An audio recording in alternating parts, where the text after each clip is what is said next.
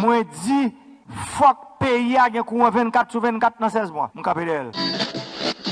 Fait qui installe citadelle pour l'homme qui a besoin de citadelle ou cap monter dans cabine téléphérique pour monter citadelle.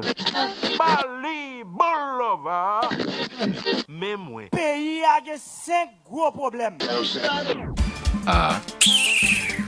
Radot. Ah. Mais bon, toujours même bagaille. Vini bay mon belle parole. Pour pas de gagner nan même.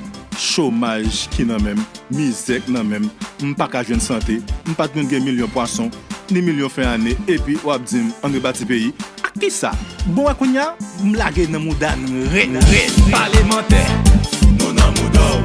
Dilapidateur, nous nan moudou. Mouche président, nous nan moudou. Même gouvernement yo, nous nan moudou. Bourgeois sans koucha yo, nous nan moudou. Déchets pillés yo, nous nan moudou. Parlementaire, nous nan moudou.